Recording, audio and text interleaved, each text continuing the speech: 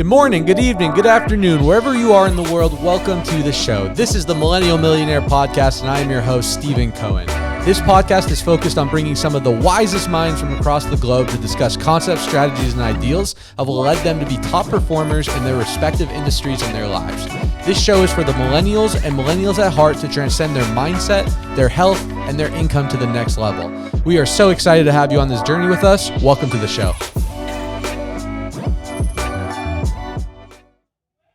What is up, Millennial Millionaires? Welcome back to another episode. Today, we have another super special guest, my man, Tanner Chidester. Tanner is the founder and CEO of Elite CEOs. He's generated over $70 million in the online coaching world. He's been featured on shows like Alex Hormozi and Ryan Pineda, in Business Insider and CNBC. He flew out all the way out here from Miami to do a little networking, and it's been awesome to connect with you. So, Tanner, welcome to the show, dude. Yeah, thanks for having me, man. I'm excited to be here. Yeah, absolutely, man. How was, we were talking a little bit before the show. Vegas, Miami, how you liking it out here? It's the only thing against Vegas is just the view, man. It's like it's hard to beat the view in Miami, but I will say I think business-wise it's a good move because it's closer to things. It's very close to people. Miami, if you're out in Miami, there's nothing. I mean, some people go to Atlanta, but it's really New York, Miami, Vegas, and I feel like Vegas is close to like Phoenix and LA. So, but I like it here. I mean, there's a lot of fun stuff. The resorts. I mean, I think you could just literally make a vacation 1 week per in each resort. So it's a fun spot. There's so much to do, man. It's funny. The one place that I would move if I left from Vegas would be Miami. I feel like it has a similar lifestyle, similar amenities, similar energy for young hustlers, entrepreneurs that are trying to go out there and get it. And most importantly, no state tax. So that's like the number one rule, I feel like, wherever you live. So Vegas has it too, though. 100%, man. Yeah, Nevada. Tanner, give the audience a little background about who you are, what you're about. We'll get into it, man. Yeah. So, like I was telling you earlier, grew up in a very conservative household. I have 4 sisters, 2 brothers. I'm the third in the pecking order, so I have 2 older sisters, and then I'm the first boy. A lot of tea parties and dress up. It was not, it's probably child abuse. Someone should have probably called child social services, but I think growing up with that, I just didn't have an older brother, and so what happened is as I was going through school, I got picked on a lot. Once I realized they were picking on me, that was pretty traumatic, I think. I don't know what I thought, but I know around 6th grade, I realized that they were making fun of me, and that really hurt. So I went home and I started to go to the gym before school. So I told my mom, I said, hey, my sisters would go to Bible study. They take me in the gym and I start working out. And what was cool about that, and I think it was a huge pivotal point in my life, is I stuck with it for 3 months. And then I started, my muscles started growing. I was the only kid at school lifting because I'm 12. Yeah. And I remember just the amount of respect I got, and I was like, wow, so if I do hard things, good things will happen. And that really worked into sports and dating and grades and all those types of things. So pretty much from 12 to 22, all I cared about was playing the NFL. So the way I attacked business now, it was 2 workouts a day. I had NFL coaches. I had NFL running backs who I paid money to. I actually worked with the USA weightlifting Olympic coach. A lot of stuff like that. And at 22, that ended. I had a bunch of injuries. I also don't think I was good enough. I played with some first-round draft picks, and it's just the level of talent it's a whole nother level. And then I finally had to decide what I wanted to do. And so I was doing engineering. I did it because it was going to make, 6 figures out of school. It was all about the money. And I remember my mentor just said, dude, you should drop out and start an online fitness company. I was like, I don't know anything about business. I remember at the time I would go to a Subway. I had no idea how a Subway made money. Like I couldn't even, how do they get the ingredients? Where do they find the people? I just had no clue about business. So he convinces me to drop out. My girlfriend at the time dropped me. Her mom was not a fan of it. My family wasn't a fan. I actually thought it was a bad idea. And so for the next couple years, I'm doing door-to-door sales. I was selling security for a company called Alder. We were talking about that in Utah. Yeah. I was also doing a server, and then I would work the rest of the day on my business, and I gained no traction. So after about 2 years, I'm calling my dad, calling my mentor saying, maybe I should go back to school. Maybe I should just give this thing up. And because I'm 25 now, and I don't know, at 25, it really was, I just started feeling like, man, I really got to figure this stuff out. And I remember seeing an ad on Facebook that was talking about how to build your online fitness company.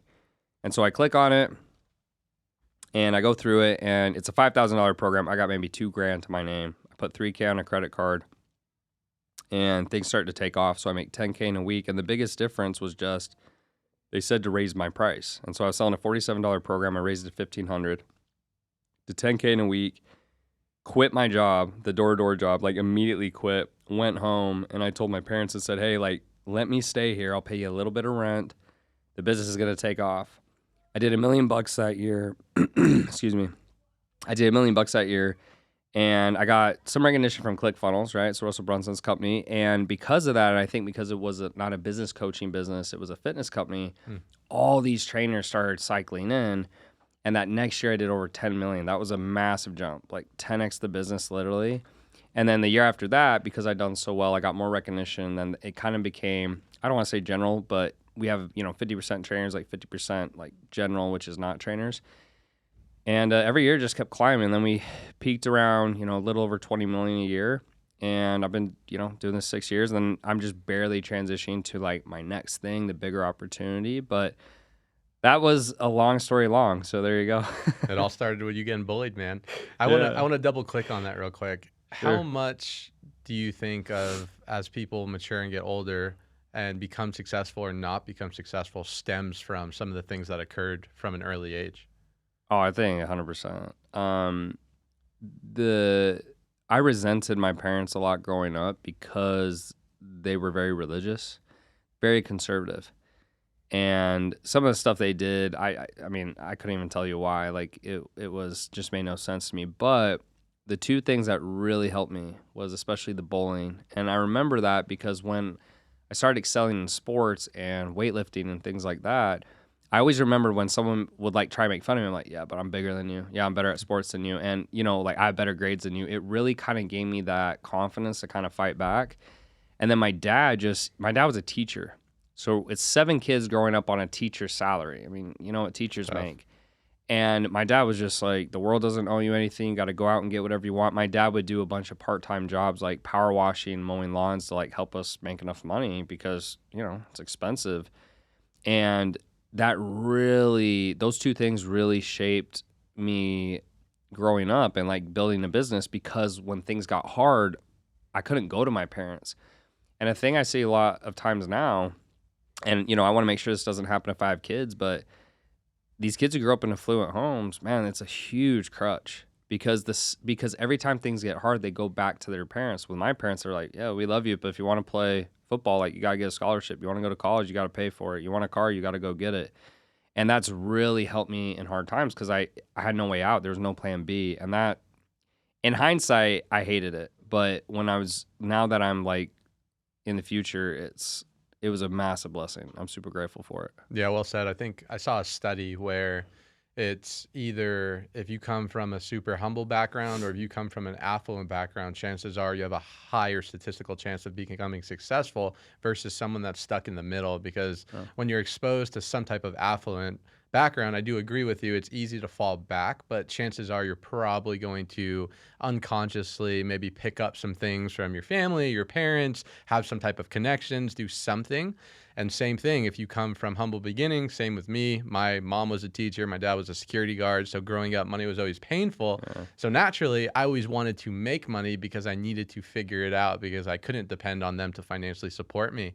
I feel like it's that middle class that sometimes is a little dangerous because you're not in pain enough to go figure out how to go create success, be resourceful, go out there and take risks, but you also don't have the guidance from your parents or some type of example to go out there and create it yourself. So the middle, I think, is a very scary place to be. But ultimately, I agree with you. I think your past can dictate your future if you allow yourself to learn the lessons and realize, man, the way I am today is because of some of the things that I learned or was taught or was bullied or was imprinted in me from an early age. And if they're not super conducive, if they're not good thoughts, then it's like change them. But most people don't have that self-awareness. Yeah, most people want to blame people for their problems, which is the entire problem, right?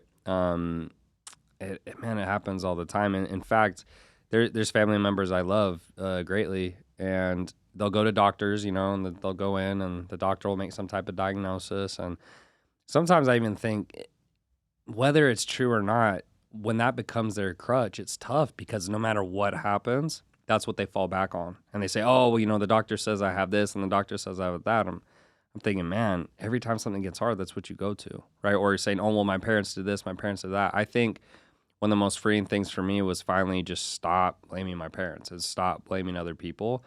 Not even if it's true. It's like, it's irrelevant. It just is not a very helpful thought to continually blame other people for where you are and not where you want to be. So I would 100% agree with that. And I like the point you made about the middle class because, yeah, I didn't think of it that way. Like, if you're not on one end of the spectrum, it could be very tough. Yeah, well said, man. So obviously you're crushing it in the online business space. What initially attracted you to that? Because I feel like everyone nowadays wants to do something online. Everyone's either a solopreneur, an entrepreneur, a drop shipper, a trader, an investor, whatever, right? Online Amazon businesses. I feel like now the online space is so cool, but when you started, it may have not been the case. What initially attracted you to it? And what tips can you give to people starting an online business? Yeah, there was nothing that attracted me to it. It was my mentor. It was just my mentor. He said, this is what I know. I'll show you what to do if you want to drop out of school. And he really only was helping me. I mean, he cared about me, but the deal was, I grew up in that conservative household and I stopped going to church. He says, look, if you go back to church, he's like, I'll kind of help you. And that's kind of how that relationship started. And I do feel guilty because I didn't stick with my end of the bargain. So he ended up just doing this one-sided thing. But yeah, he just said, hey, look, I know this online game. I'll teach you what I know, do fitness. And I just didn't know any better. And no one in my family's ever had a business like you said. So it's kind of funny because I feel I was in a middle-class family, but because we had so many kids, it kind of made it, I guess, a little less than, because parents who have 2 kids make what my dad made was fine, but we had 7. Sure, right? And so, dilutes the experience per kid. Right. So there was nothing necessarily that attracted me to it, but that's why I got into it. And then I would just say advice for people who are trying to start an online business.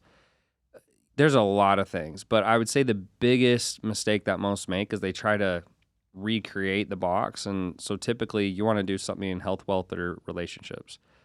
The biggest issues I typically see, someone is like, well, I want to do what Tony Robbins does. And I just say, well, Tony Robbins has a massive brand and you do not. It's like Kim Kardashian. She could cut off, her toenails and put it in a bag and take dog poop probably and smear it and sell it. Like, she literally could, which is, I mean, it's funny, but she could. And I think people forget that. So stick with one of those. There's a lot more I could delve into if you want me to, but it's just making sure you pick something that everyone wants more in those categories. There's not one person I met who's like, oh, I don't want to be healthier. I don't want to be wealthier. I don't want to have better relationships. I mean, we all do. So stick in that.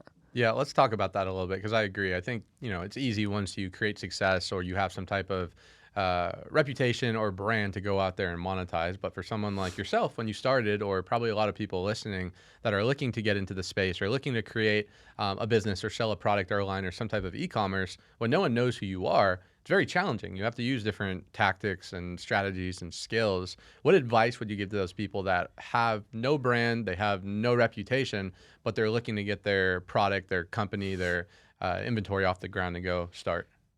I'll just tell you what I did. And all I did, the biggest change I made was I started messaging people on my Instagram. So I just started there. I was doing fitness at the time. I was doing modeling. So I looked the part. I mean, that did help. I definitely looked the part. And I think you should. If you're selling fitness, you should look the part. So I had some followers, not a ton, but I had a couple. And I just started messaging them. And I said, hey, thanks for following me. What's your fitness goals? And I would work them through the process. And I just basically book a phone call. And I would start closing people. And once I started closing enough people, I realized, okay, this is not scalable. Like, I can't just message people all day forever. I got to start running some type of paid traffic. And I started just dumping all my money into ads, and it just blew up. So easier said than done. I'm happy to go into like any particulars you want, but it's really that simple. In fact, when it did work for me, I was upset because I thought the way you got rich was, I looked up to guys like Bradley Martin and Christian Guzman and Steve Cook. That's who I looked up to as a young fitness guy. And I thought you just put a link in your bio and then you got super famous and you'd be rich. And a lot of those guys, the irony is they don't make a lot of money. Not those guys in particular, but there's a lot of, big name people who have no idea how to monetize their audience. And so when I finally just was told, hey, look, you're selling a $47 program. It's not worth my time to get on a phone call. I can't drive enough traffic because I don't have a big following. And so the benefit was when I started messaging people and got them on a call, I could charge higher prices. I made, 3 times what I would make in a month as a server in a day. And then I could put that money into ads. And that's really how I grew my company. It's not any more complex than that. It's just most people, they don't have the skills. Like they just don't have the skills. Yeah. What was that shift to really understand, hey, I need to start valuing myself at a higher level to stop selling small ticket items and start, selling high ticket items? Because I feel like not just in the online space, but in any type of industry, like I think of my industry in sales, and I think it's very similar. It's like until you demand more out of yourself, until you believe that you can go accomplish more, you're not going to start acting as is, and you're not going to acquire those higher clients or those higher ticket items. What was that shift for you to make you actually believe that you're worth the new high ticket item price that you're selling? I wish I could give you a detailed answer, in-depth answer, but the truth was I was so sick and tired of being poor that I was literally willing to do anything it took. And so it was extremely dark energy where I said, if I want to make 10K a month and I have to sell a $1,500 program, then I'm going to effing do it. And that's all it really was. And what was crazy is I didn't think anyone would buy it. I think that was the hardest thing is when someone first told me, I said, I've never even knew what high ticket was. I didn't even know. I couldn't fathom. I said, no one is going to pay me $1,500 for a fitness program. They're like, yeah, they will. I was like, dude, there's no way. Like I'm selling a $47 program. But what people don't realize is that the market, most people are doing that. So like 80 to 90% of the market is selling these low price products. And so they're commoditizing themselves out. But Competition at the bottom. Right. And so once I realized, I said, oh, so I only have to sell 3 people out of 100. It totally changed the game for me. And so it really just started, I'll be honest, I spent 2 years just giving up everything, and getting no results. And that's the worst feeling in the world. There's one thing to give up everything and get results. And then there's another thing to have, I was living in a $1,000 a month apartment. So picture that. I had a shitty car, super old. I didn't feel comfortable dating girls because, oh, what do you do? Oh, I'm a server and I'm trying to build a business and it's failing. Yeah. So I was just so desperate to get out of my situation that I said, you know what, I'll do whatever they say. And when it worked, I was actually upset. I remember I made 10K and that was 3 times what I was making in a month, in a week. So I made 3 times what I make in a month in a week. And I remember going, man, you gotta be effing kidding me. That's all I had to do is raise my price and get on a phone call. And because I just finished door-to-door sales, I was like, and they want what I'm selling? It just, I couldn't believe it was that simple. Instead, I was trying to do all these fancy things with low-priced products. And the problem with low-priced products, typically for beginners, is you don't have a big enough audience. And so they see a guy like Mr. Beast, like, oh, Mr. Beast is good. It's like, dude, Mr. Beast gets 800 trillion impressions, right? So when you don't have that, the only way to really price your way out of it is you have to make enough money per customer so you can spend money on advertising. And that took me years to understand. I don't know why. It's so simple now, but at the time, it just never clicked for me. Yeah. No, that makes a lot of sense, man. What do you feel like is more important, Tanner? Marketing or sales? Oh, yeah, great question. I'd say sales, only because I literally cold DM'd my way to $50,000 a month. I mean, I wasn't even marketing. I was just literally reaching out to people, and I just knew it was a numbers game. It was like door to door. 100 messages, 30 reply, 5 book a call, I'll close 2 or 3. And so marketing is super important. I mean, they're very hand in hand, marketing and sales. But if you can simply just have enough conversations with people, you'll get enough sales. Now, obviously, door to door, for example, or like putting out flyers is super inefficient, but it does work. So really all marketing is supposed to do is make things a little bit more efficient, in my opinion. But I cold DM'd my way to $50,000 a month. And I mean, yeah, my fingers did hurt. I think I was getting arthritis in my knuckles at one point. But again, I was willing to do whatever it took. I didn't care. And I just didn't believe that was possible. Once I started seeing, wow, it's just this numbers game and it's just having the right process. It changed everything for me. Yeah. No, I think the story is super powerful because like you said, you went 2 years of working this part-time thing with no results, giving it all. And then you change your product up and then good things happen. You started making a lot of money. I think what most people don't realize is the reason that you're able to hit that level of success and start closing these high ticket items was because of the 2 years that you put in. It's kind of like the piñata effect. Ed Milet talks about this. There's kids at a birthday party, they all line up, 5 kids go, 6 kids go, and then little tiny Tom comes with, 4-year-old and hits it with a little whack, and the whole pinata opens and everyone hits the candy. Was it little Tom? No, it was the compound effect of all that work that didn't see. And I feel like so many people, they don't have enough foresight to go through the ups and downs. I really like what you said. You were working your job full time to pay the bills, but you were working on your business to eventually pay the fortune until you didn't have to work a job anymore. And now you're doing this as your full-time fortune. Yeah, and man, I'm telling you, the day I went full-time on my business, I couldn't believe how much more energy I had to put into it. I tell people all the time, if you go part-time, move very fast, because the hardest thing, I think the reason I was so discouraged and I was going to quit is you go to this full-time job, and basically what I would do is I would get up around like 5 a.m., I go to the gym, and then the place I would serve at would open around like 8. So I'd go 8 to 2 or 8 to 3, maybe 8 to 4, go home, take an hour off, and then I'd work 5 to 10 and do it all over. So my business would always get my worst effort. I was always tired, I was drained. And as soon as I had enough money to go full time, I was like, wow, this is easy to run a business. I have all my energy in the morning. So anyone who, I think a lot of people, that's the hardest thing, is they just aren't willing to persist, right? And so 2 years doesn't sound that long when people hear this podcast, like, oh, 2 years is nothing. I'm like, man, you have no idea what 2 years feels like when it's 12-hour days, 6 days a week, and it's just a living hell. And I had nobody. I didn't know about ClickFunnels. I didn't really know about like any network. I had no one to lean on. I'm a first generation entrepreneur in my family. I don't even know anyone in my family who has a business. So it was just very lonely. It was very tough, but I think most people, it's the basic stuff. If you just don't quit, you'll win. And I think a lot of people, they quit too soon. Not too soon, but they just don't want to go through it because it's terrible. And the reason is you're putting all this time and effort and you're getting nothing out of it. And I think that's just so frustrating to put in hours and hours, and then people will make a comment, right? Yeah, how's your business going? And they know it's not going well. And just, I think the only way I was able to push through that, I almost quit about 5 times in 2 years. I'm just so lucky I had that mentor, because I'd call him every time I was about to quit. I'd call him like, what do you think? He's like, dude, like, just keep going. He's like, you'll figure it out. And for whatever reason, I kept going, and eventually I did. And the difference in my life would be dramatic. I'd probably be, I don't know, $69.4 million poor or something, just the amount of money I made. So anyways. Yeah. No, the power of a support system. I think one of the number one questions I get when I talk to people, whether it's in my business or just whatever, getting advice to people, it's, how do you find a mentor? How do you find a mentor? I always hear all the time, you need to get a mentor, you need to get a mentor.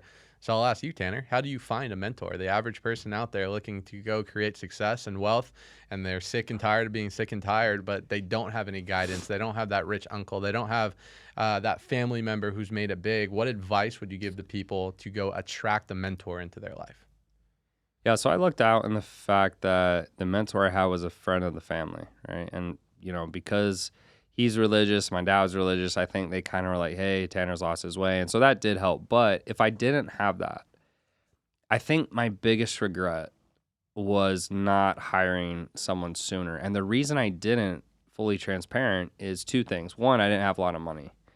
So I thought, well, I had a poor man's mindset. Well, I don't have the money, so I just can't do it. That's just how it is, right? Versus being resourceful. And then 2 was I never really had needed help. Like, I was a top D1 athlete. I'd had straight A's in high school. I'd done really well in dating. I was into modeling. Like, I'd felt like everything I'd tried, I always figured it out.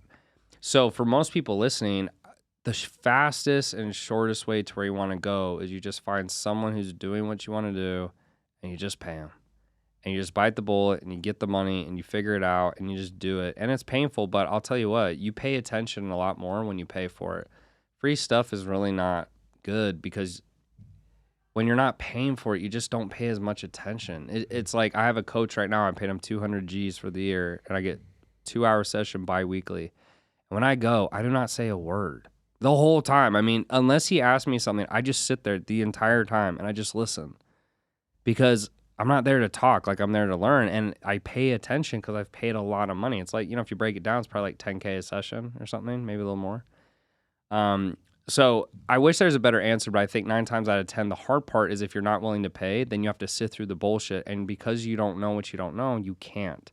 So people go, oh, you just learned that on YouTube. Can you? I mean, maybe if you watch 10 or 20 videos and then you decipher what's not true. But if I go on Google right now and type in what's the best diet for fat loss, there's 20 articles that have a different diet. So how do you really know which diet is the right one? And so for me, I finally, once I paid someone, it really hurt because the amount of success I had after that was so dramatic that I thought, man, if I had just started this 2 years sooner, I probably would have added another 20 million to my net worth. Like seriously, like, because it just happened so fast and things started to change when I paid for it. And sadly, I didn't pay for it until I was in so much pain. I said I was willing to be homeless. And I don't know, maybe some people have to get to that point. Yeah. No, I really like what you said. How much do you think of investing in yourself? Because that's what we're talking about, right? The average person's not going to go spend 200K in a year.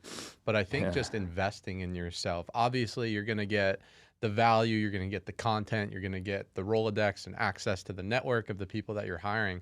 But how much of that do you believe is just your own identity or your own belief level increasing because you're taking the action that you know you should be doing in order to get to the next level? Yeah. For me, I think for me, what always helped me is when I knew I didn't know what I needed to know, but someone else was doing it, I just had the urge to go pay money and like figure it out.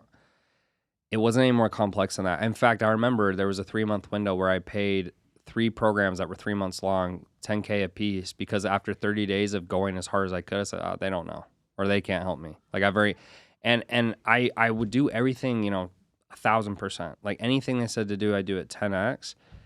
I don't think that's normal. I think as I've gotten older, I've realized I'm a little bit weird.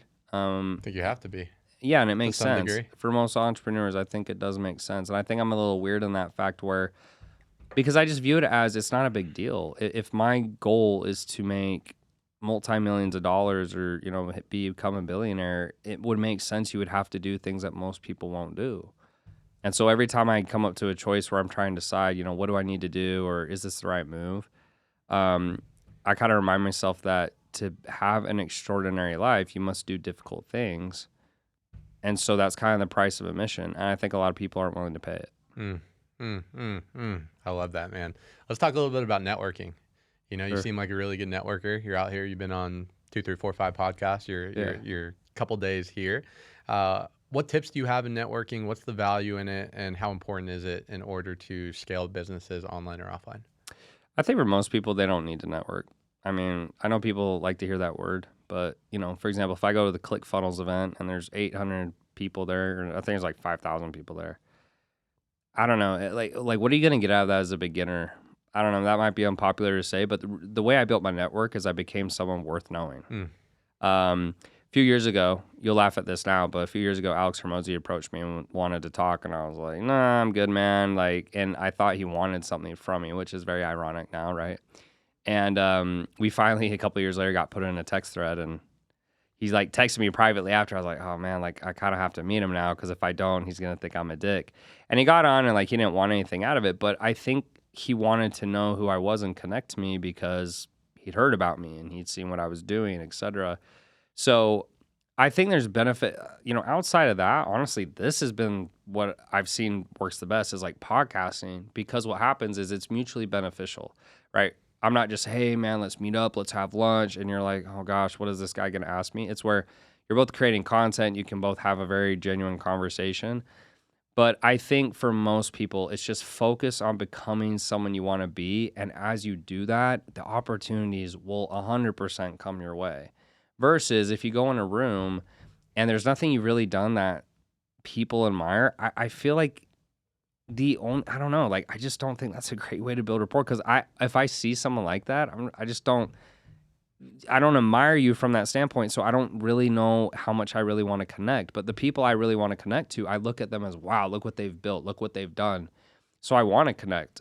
So for me, I just try to continue to like become the person that someone else would admire and kind of go from there. Yeah. Yeah, I love that, man. Attraction. I think it's the same thing with anything, whether it's networking, girls, door-to-door sales, online businesses, like you want to become the hunted, not the hunter. So many people Yeah. out there, they're trying to go fake their way to success or trying to act like they're someone they're not, where there to some degree you want to act as is.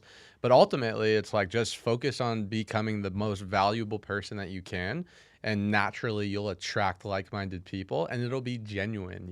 I'm sure you've had conversations with people, whether they're pitching you, you're pitching them, or just at networking events where you're like, "This dude's saying everything right, but for some reason, I have this weird feeling like it's just not organic. There's not like that normal." Intimate conversation. I think it's because they're not in integrity because they're trying to get something out of you or vice versa versus becoming the best version of Yeah. themselves. And naturally, it'll be an organic context. You saying that just made me think of something. So I get per day, I want to say maybe 20 DMs that say, Tanner, can I be a video editor for you? Or can I be a setter for you? Mm-hmm.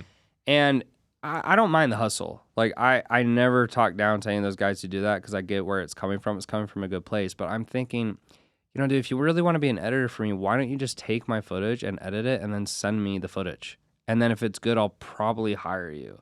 Right? Or if you're a setter or closer, it's like, why don't you send me like some calls you've taken and I'll listen. Like it's like make it easy for that person.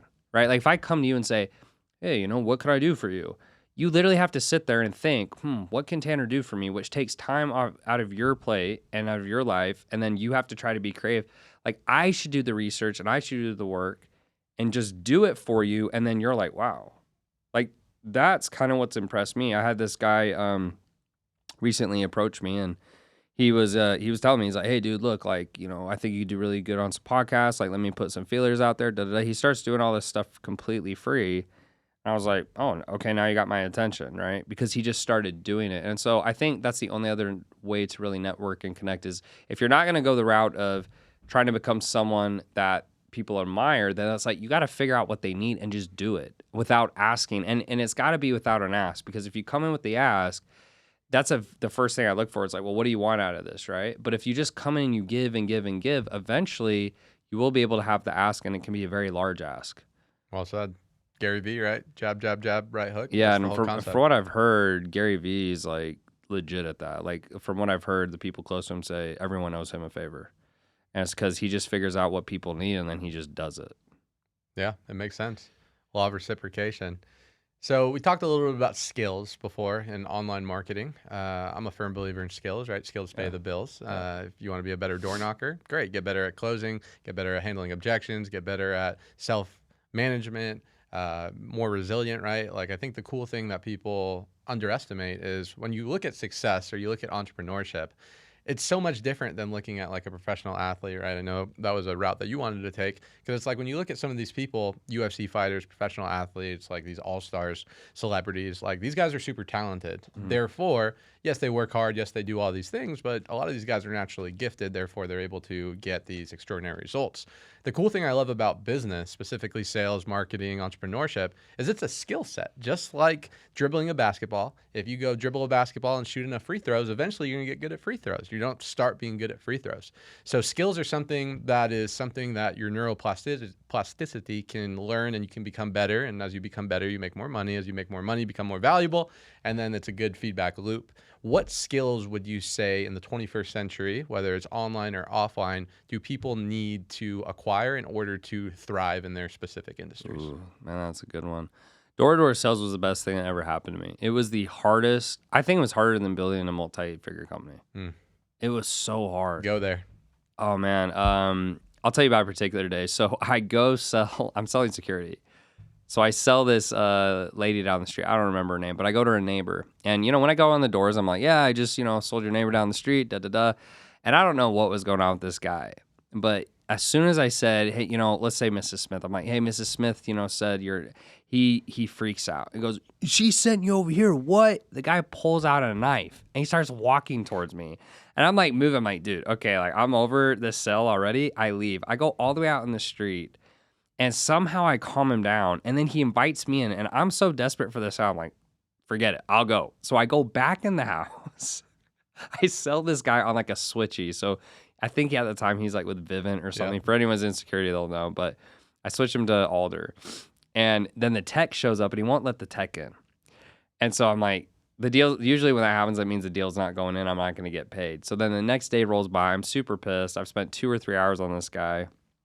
I call him. No, he calls me and he's cussing me out. I don't know why he's cussing me out. So I'm just like, forget it. And then somehow a miracle happens and the tech gets in the house and puts in the installation. And that was like pretty much most of my days. Like something of that nature where either I was getting a gun pulled on me, a knife, cops were pulled on me. I would chafe like bad, like because it was so hot. So I just remember I'd have like permanent. Is this Texas? Oh, this was Alabama, man. Oh. So I had like permanent marks on my like thighs for the whole summer. But I remember that was mentally the hardest thing I think I've ever done because you're on the doors. Like I was on the doors for about 8 hours a day. So we knocked from about 12 to 8. 2 hours to area typically, 2 hours back. So it's 12 hours a day all the way around. And then you do it 6 days a week. I did it for 9 months. Summer program? Oh, wow. I did it for 9 months. So when I was done, man, I was done. Like I was so mentally drained. But when I got into the online space, it was a joke because they wanted what I was selling. I was so used to people. I mean, door to door, there's 20 objections. I mean, it's very difficult. When you're in the online world or even in business in general, if they want what you're selling, there's very few objections. And it's typically price, spouse, time, or it's belief. That's it. And so 4 versus, 25 was a lot easier. But I recommend anyone, like anyone who's listening to this, even people who've been in my programs, I say, if you really want to get good at sales, like you want to be a master, go do door to door. And it will, and not only that, but just it takes about 2 months to even get used to knocking on the doors. I remember just, it's quiet. There's no one around, and you just knock on someone's door, and you see that figure walking towards you. It doesn't sound Butterflies in the tummy. Man, it doesn't sound that scary listening to it, but that takes about 2 months to get over. Yeah. I mean, and then you lose all train of thought, when they open the door, and you sound like a complete moron for weeks on end. So.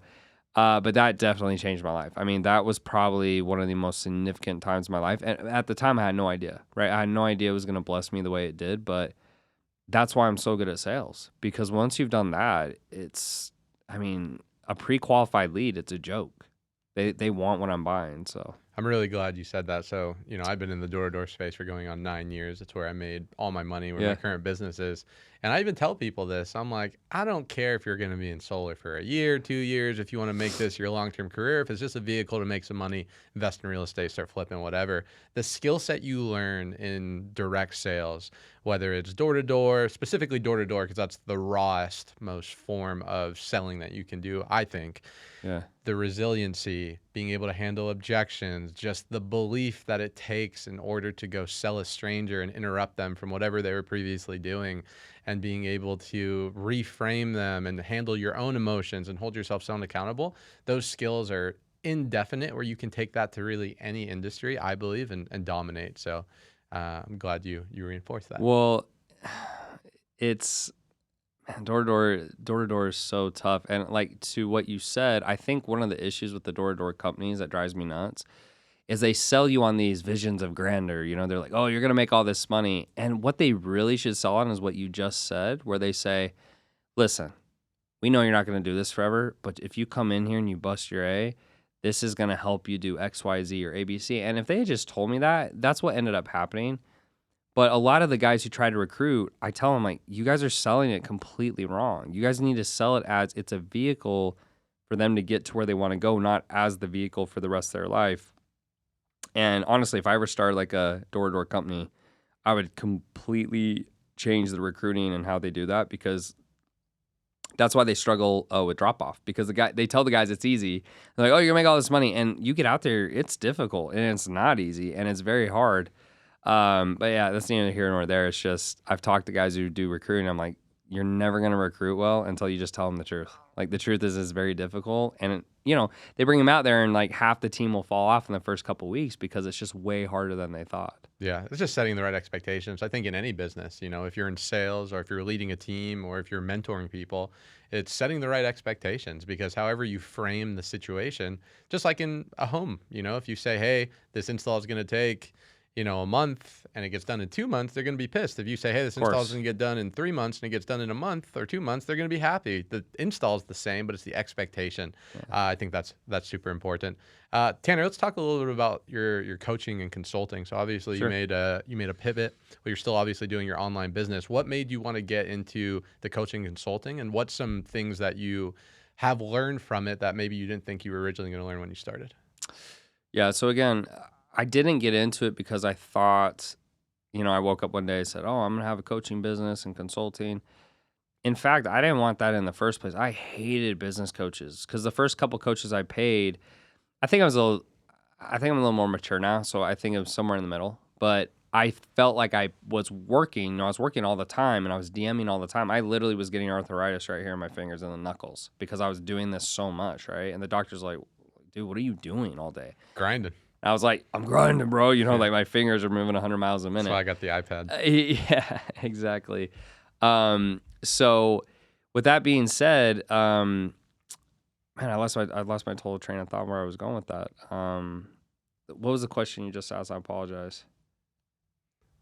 What did you learn from consulting, and what initially did you Perfect. So attract? sorry. Okay. So, when I started having success in the online fitness business, the reason that I started consulting is people started asking me, right? I just was successful. And so I was like, well, $200,000, okay, I'm 25, I'll take it. That did well and I kept doing it. So I really never had this plan to consult people. I just did super, super well in fitness. I had a ton of trainers come to me. I kept being successful. And then people were like, hey, can you do this outside of fitness? That's how that all started. In terms of what I've learned from it, on my Facebook, there's pinned. It's like a pin post somewhere. I'll have to find it. But there's a conversation I had with 30 people who've sold between 40 million to like 4 billion, right? Most of them were billionaires. And what I was doing is I want to continue to grow and push myself. And so what I was looking for is similarities across the board. I was like, there's got to be a similarity among these billionaires of like what they're doing to be successful. And I really narrowed it down to 3 things. The ones who bootstrapped to $1 billion always had an internet marketing background. I thought that was extremely fascinating because internet marketing gets a very bad rap. The reason being is that some of it can be considered scammy, which I understand because anyone can do it, right? So when anyone can do it, that's why doctors usually have to go to 12 years of school because it weeds people out. But that was interesting. Number 2 is that they typically sold something high priced, right? So high ticket, which makes sense. Like you're probably familiar with that with solar. And then the third thing was that it was easy to know fulfillment typically, right? So it didn't have to be zero fulfillment, but very easy fulfillment. And like 2 examples I could give you off the top of my head is I talked to a guy named Steve Cohen who sold Byte for, I want to say 1.2 or 3 billion something in like a year. It was nuts, like 1 or 2 years. And it was just a competitor to Invisalign. They slapped the braces on, he lowered CAC, and that was pretty much it. And then the other one was a guy named Justin Hartfield. And he sold weed maps for, I don't know, some egregious amount. And it was literally just Yelp for weed. And I was like, man, that is so interesting. And so I think the other thing I'm super happy about is I've really learned at a high level how to build a company, like operations, sales, coaching, hiring, training, management, leadership. And so when you can take that into a bigger vehicle, right? I think like there's a lot of founders. They are very creative. They build great products, but they have no idea how to build a team. I think it's a better attribute and skill to actually know how to build a team first because you can go and buy a business that has the idea or you can, figure the idea out later. But there's a lot of founders who don't actually know how to run companies. I have an ability to be a true COO. Like I can really run it A to Z.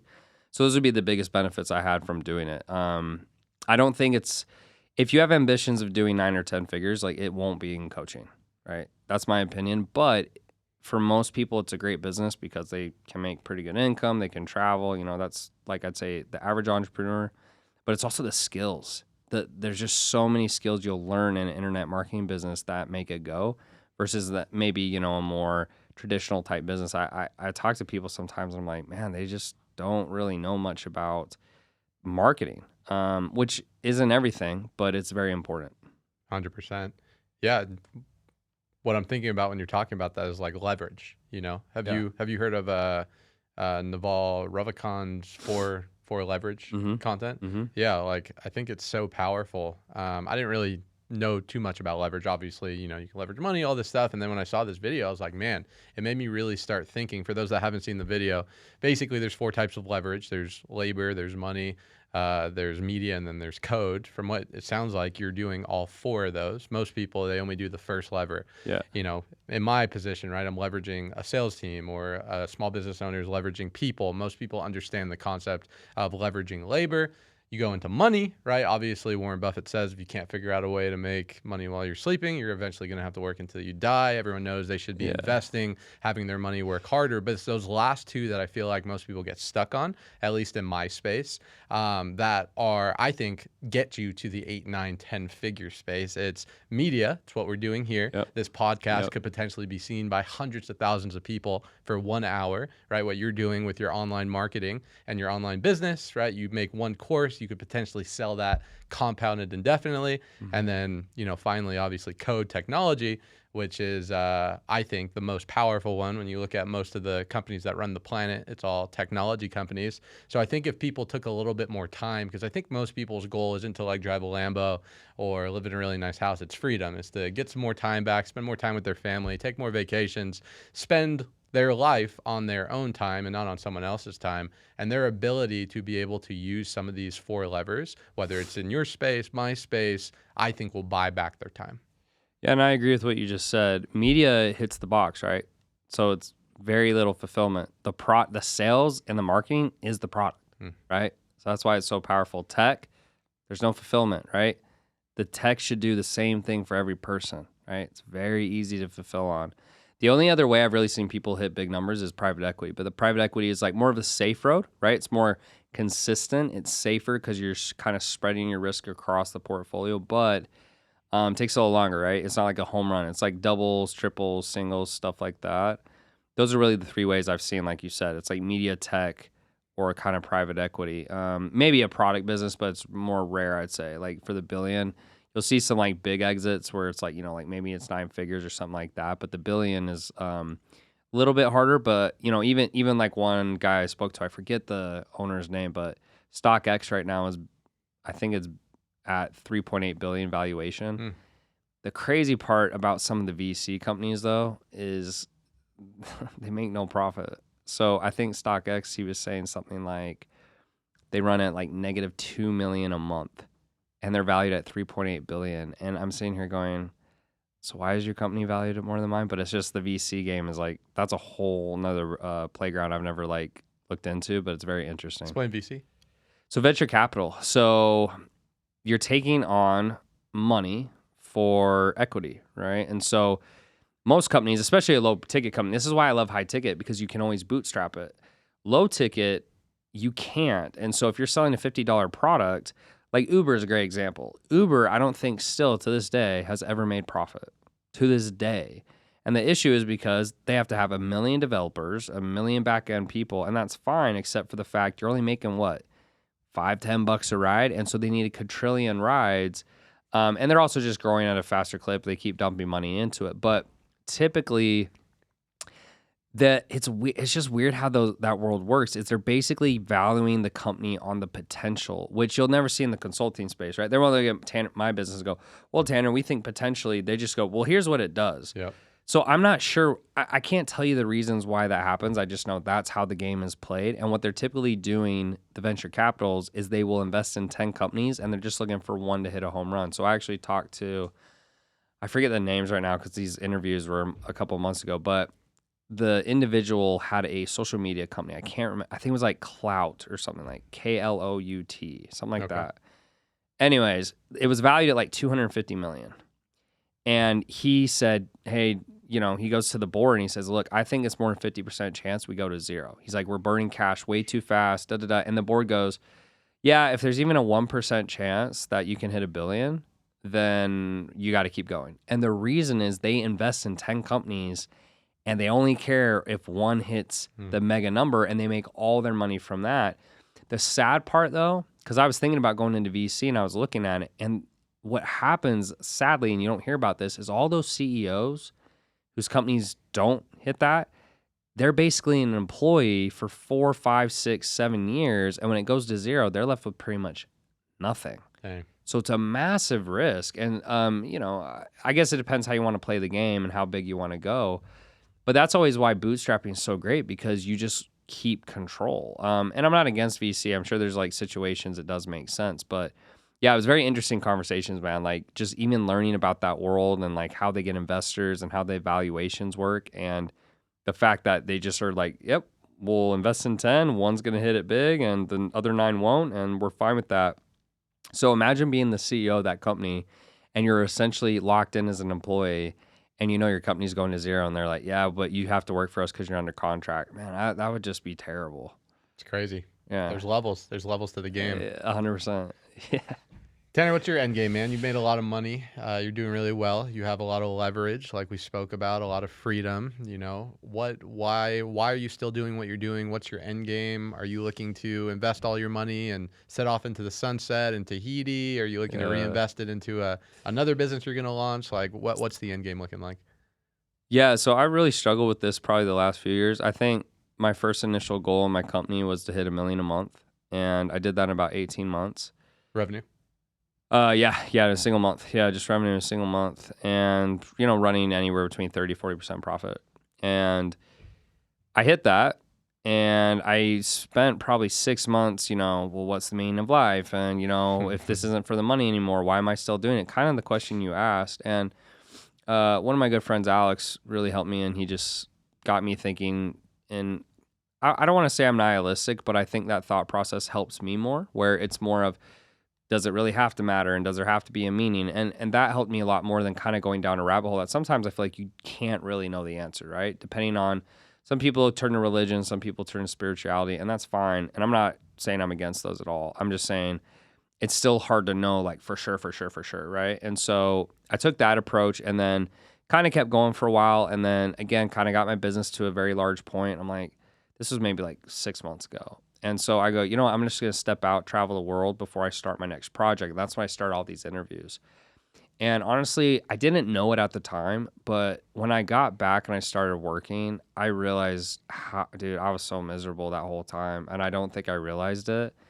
And the thing that I've learned kind of the hard way is that the more selfish you are, you can't be, no, let me rephrase this. You can't be happy being selfish. The reason you're not happy when you buy cars and you're dating girls and all these things is because the only reason you're doing it is for you. And I don't know why it took me so long to understand that, but if you really want to be happy, you have to be selfless. You have to help other people. And it's hard to do because by human nature, we're all selfish. That's why capitalism works, because we just are naturally selfish and we're constantly fighting it. I think if you really audit yourself and you audit your thoughts, you'll notice how many times you're just constantly thinking about you and you're not really thinking about the other person. Or, let's say the Uber driver's late. You're like, oh, what an idiot. Like, I'll say those things in my head. I don't say it out loud. I definitely don't say it to them. And Sure. It's not even that big of a deal. But it's a lot of lack of empathy for other people. And so at least the conclusion I've come to is that I said earlier today, I feel bad for poor people because they go their whole lives thinking that making money will make them happy. And when I finally had all this money and all these things, I was like, man, this doesn't feel how I thought it would. But we still want those things because we're just selfish. But I think when you're actually selfless, you put others first, you genuinely try to help them. How can I serve? How can I help you? Then what happens is people feel that they're more willing to go to bat for you. And then ironically, all the selfish things that you want, you will get.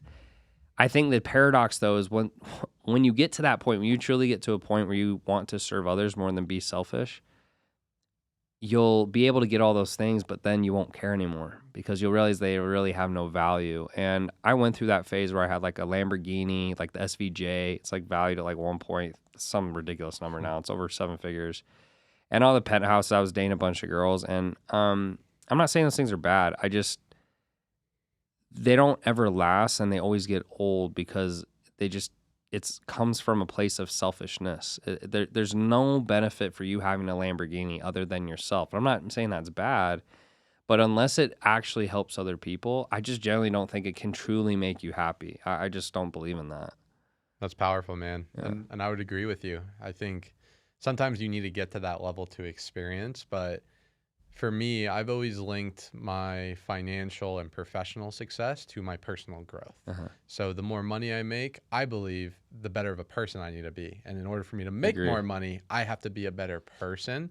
And I feel like on my journey of success, because as we all know, there's no destination, right? New levels, new Uh-huh. devils. Uh-huh. Once you make 10 million, I need 100 Uh-huh. million, so on and so forth. The goalpost keeps being, moved. But I think if you can link your daily progression or link your businesses, to your point, to something greater than yourself or to something that is external outside of you, Tony Robbins says that success without fulfillment is the ultimate failure. And there's so many people that you and I both probably know who have mega success, but they're unfulfilled and their relationship sucks and they're not happy with their body. And I think it all comes down to them not linking their success or their drive or their pursuit of what they're trying to accomplish to something that is bigger to themselves, AKA, to your point, being selfish. So well said, man. That was powerful. Yeah, and it's hard. It's hard for people to get there because you almost have to go through it. I don't know about you, but I remember when people used to say that stuff about money, I was like, man, you're just broke. Yeah. You're just broke. And sometimes it is true. Like sometimes they are broke, but I think I just was like, man, that can't be true and that can't be right. But when you finally get there, you realize, man, it just isn't what you think it will be. And that was a huge realization for me. And going back to your point, I don't know if you ever like just sit there and you have like really deep thoughts, but I think what's funny about life is, at least for me lately, it's kind of felt like this, I don't even know how to explain it, but it almost feels like this game that you can win if you just have the right mindset. So going back to what you said before, when you're very ambitious, it's very easy to get caught up in the end result. But as you know, once you hit the end result, you just move the goalpost, right? And so it doesn't really matter. And so if you think about it, if you're constantly trying to help other people, and then you're constantly just trying to be the best you can be, you'll never really quote unquote win, but you'll also never lose, and you'll always kind of feel content. But I just think sometimes we just lose sight of that. And we get so caught up in our own problems that we lose sight of, I don't know, it's like a game you can't actually lose unless you lose sight of that. Yeah. I think we're so conditioned, especially like a you and me that live in cities with high energy and we're involved in businesses and media and podcasts and social media. Like that's the life, that's the game. It's such an external game. And the challenge when you focus on the external, we're supposed to be internal creatures, right? Uh-huh. We're so easily influenced consciously or unconsciously by what we see, what we do, the people we're around, the association, the social media posts, the influencers that we want to be like. And the challenge is the only person that knows what's best for you is you. But you can't tune into that unless you get into solitude, unless you ask yourself the hard questions, unless you take some time in nature and maybe do some magical stuff in order to get attuned with yourself to know, okay, this is why I'm doing what I'm doing. This is what I need to link these businesses and processes to. And sometimes it's hard because we get caught up in the rat race. And even if you're successful, you could still be in the rat race on this, wheel until you take a step back and realize, man, I don't need to be over there. I'm here. Therefore, I can navigate through these challenges and difficult decisions and accomplishments in a different way. So I don't sacrifice my presence in the pursuit of what I'm trying to accomplish. Yeah. When you were saying magical stuff, you're not talking about mushrooms, are you? I think so. Dude, it's so funny you bring that up because I would say, I was just having this conversation. I think about a year ago, I think the issue, I don't want to say an issue, but a lot of times in the mindset community or like plant medicine, at least on the outside for me, I would just always, the people always like really pushing it. They just seem so wild to me, like so crazy and like so out there. But I got to a very kind of like desperate point in my life, in my personal life, when I was kind of taking that trip and like I was traveling the world. And I was like, you know what? Like, I'm just going to fucking try it. I'm just going to try it because I have nothing to lose type deal. And when I did it, it was very interesting because I'm a very logical guy and I'm very like, a lot of my friends who know me, they say Tanner's like not woo woo. So I use woo woo as like the kind of word of like, oh, they're very woo woo, you know? Sure. But I just remember when I went through that experience, it really brings up just thoughts that you can't possibly have without it. It was super interesting to just see. It almost felt like I was talking to my older self. I know everyone has different experiences, but for me, I didn't have anything crazy. I didn't like have any like psycho visions or something. it just was crazy how much deeper it feels like you can go with those thoughts and kind of like that introspection. So for me personally, it was a very positive experience. I definitely have heard horror stories from people, but I loved it. I absolutely loved it. I don't know like how often I'm gonna do it or whatnot, but that was very like out of character for Tanner, if that makes sense. Yeah. Sometimes you got to break the character to figure out what's next, man. Exactly. Tanner, you're a stud, dude. Thanks, man. As we're wrapping up, I don't want to take too much of your time, and I know we got another one after this. Yeah. My last question for you, man. If the Tanner today absolutely crushing it, a little bit more wokey than he was before, just helping and supporting all these different people. If the Tanner today could give the Tanner 15, 20 years ago back in middle school and high school who was bullied, low self-esteem, trying to figure out what he wants to do in his life, advice, what would that advice be? You know, something that I actually am really, I just feel so at peace with is that to this point in my life, I genuinely feel like I've done everything that I know how to do to the best of my ability to maximize my potential. So I'm not super religious, but in the Bible, it's got, the one man with one talent and 3 and 5. And maybe I'm the guy with one, but I genuinely feel like I've just maximized it like as much as I can. The really only advice I always go back to, the only kind of regret I have is those years where I was too egotistical to understand that I needed help. And I think because of that, since that time, I've spent millions and millions of dollars on my own personal development because I've realized that the more you really learn, the more you know, you actually realize how much you don't know. You realize that, I mean, I remember I was in engineering. I was like 7 maths. I don't even remember what the math was called at this point. Above Cal 3, excuse me. And it was all letters. I'm like, there wasn't even a number. I'm like, it's supposed to be math, right? And so the only advice I would give myself and anyone listening who's younger guy is just don't be afraid to invest in yourself because the reality is there's a book. I'll leave it on this, but I don't know if you've read it. It's called Who Moved My Cheese? Yep. And I love that book because the whole book, I'm trying to figure out what is the point of this stupid book. It's taught, and for anyone who's listening, it's 3 mice. They live in this maze, and every day there's food that drops in, and then eventually the food stops dropping in. And they have this big fight about if they should leave or if they should stay. And 2 of the mice go, well, we should stay, da-da-da. What if we leave? We might die. And one of the other mice is just looking at them and says, guys, if we don't leave, we will die. So he goes off and leaves. He goes through a little bit of hardship, but he finds food. And when he goes back, it doesn't say in the book if they died, but you can kind of probably guess that more than likely those mice did die. And I remember then at the end, they flip it to humans and go, this is how human beings are and how silly it is when they won't take risk, when they won't like go off and, try something new. And so for everyone who's scared, who says, well, I don't have money and I can't do it. And, my parents, this and that. When you die, all you're going to think about, you're not going to care if you failed. You're not going to care if you even won. All you're going to care is if you tried. And I always remind myself that every time I'm trying to do something new, it doesn't matter what the outcome is. The only thing that matters is if you know that you actually did your best. And if you do, I remember when football ended, college football, and I was told that, hey, you tore your shoulder for the 4th time. You're not going to be able to play anymore. Your cartilage is all jacked up. Even if I did, your draft stock just drops dramatically. You're like cattle, and you're an animal for them. And they're like, yeah, you're beat up. And I just remember walking away knowing that I did all the workouts. I did all the 2-a-days. I hired all the coaches. I did all the training. And after all of that, I still wasn't good enough. And that was probably one of the best feelings I'd ever had in my life versus these other athletes I played with I played with a guy who was going to go 10th pick in the draft, and because he couldn't stop smoking weed went in the 2nd round. He lost millions and millions of dollars. So sorry for the long answer, but it's just don't be afraid. Because it doesn't matter if you hit the goal or not, because no one's going to remember you. No one's going to care. And ultimately, when you're on your deathbed, all you're going to care is if you tried. It's the trying. It's not even if you hit the goal. And I know a lot of people won't believe that who are listening to this, but I'm telling you, there's nothing on the other side of hitting your goal. You'll just feel the same.